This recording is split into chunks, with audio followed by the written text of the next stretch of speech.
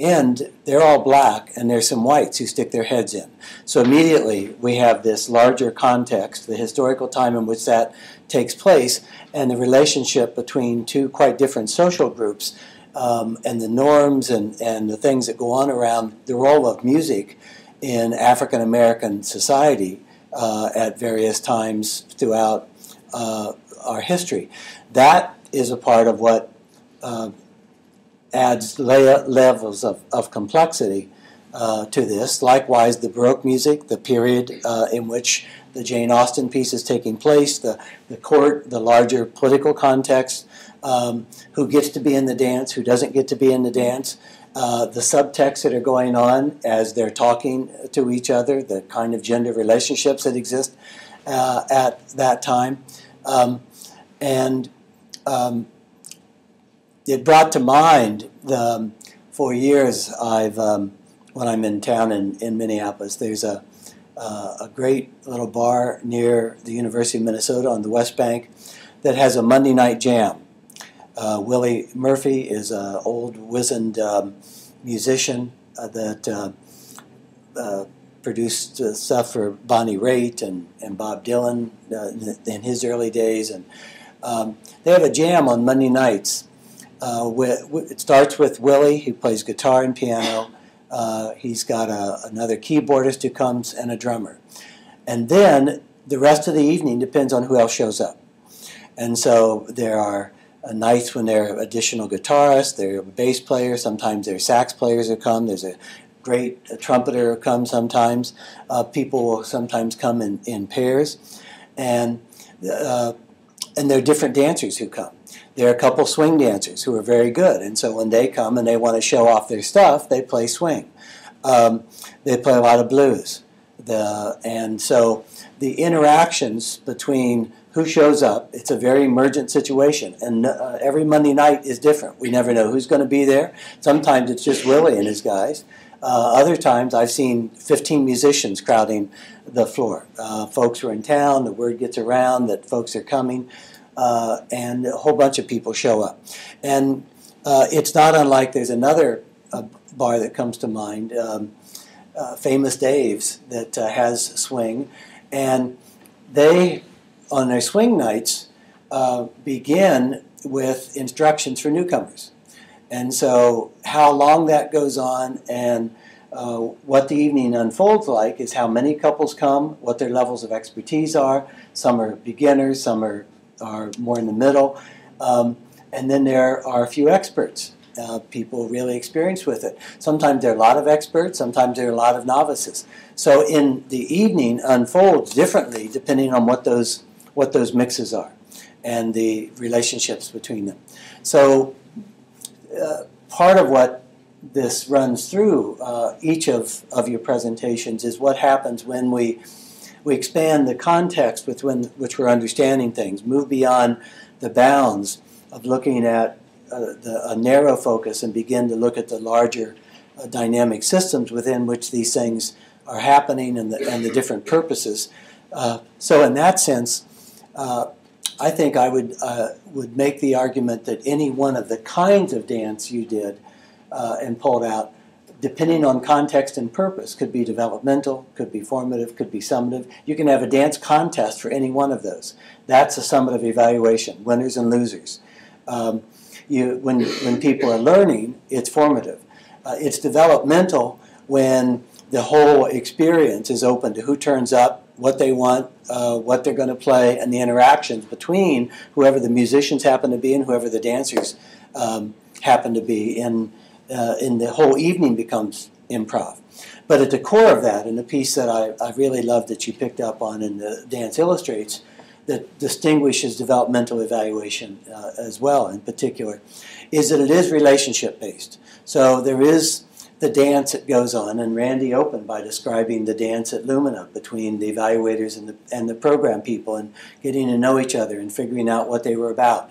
That's very much an improv kind of interaction, finding out what each other's expertise and interests are. But through all that is a sense of the connection.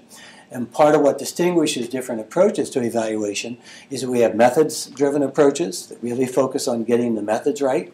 We have theory-driven approaches that focus on following a particular kind of theory. We have model-driven evaluation that's implementing a particular set of steps. Developmental evaluation is essentially relationship-based.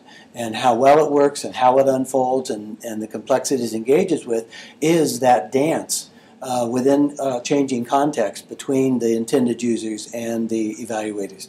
And your metaphor works very beautifully for that. So my congratulations and thanks to all three of you as you worked with this. Why don't we give you a chance to react to any of my comments, and then we can open it up. We've got a few minutes here, so if you all want to react to what you've heard from me, that would be lovely, and then we can see what come up for folks that are here. Thank you. Go ahead. What are your reactions? I appreciated very much your commentary about maximums, and I think you're absolutely on the mark when you describe the fact that we may understand and seek to approach a maximum, but certainly it's unrealistic to expect that we could reach it or maintain that on an ongoing basis. And I think one thing that caused me to reflect on is I've often thought that when I'm disappointed in not accomplishing something in my life that I set out to do, there are two ways I can respond. I can adjust the goal, or I can adjust my expectation, or so maybe my expectations are out of line. If I'm expecting to reach and maintain a maximum, which is unrealistic in the first place, I better plan on being disappointed. And so I can next time adjust my expectation and then maybe exceed my expectation and be very happy that I still didn't reach the maximum, but I improved or bettered myself in the past. Set your standards low and you'll always And part of the contextual piece is understanding, again, that whatever you've achieved or not achieved is likely not just to have been about your effort and what you could do. That it's what other things are going on in your life, who else is involved in that, what other opportunities suddenly emerge that you didn't think of along the way, and so you decide to do some other things beyond just what that thing. That's the developmental piece of this. It's not this straight line, narrow focus. Now, there are folks who do that, and they become very accomplished in a single thing. But most of us end up encountering things along the way and having to make decisions about satisficing to do more than one thing. Pam, good comments? Yeah, I was really thinking about the systems theory that you brought up, and it really it brought to mind Bronfenbrenner's work about ecosystems, social ecosystems. And for me, I really connected with that.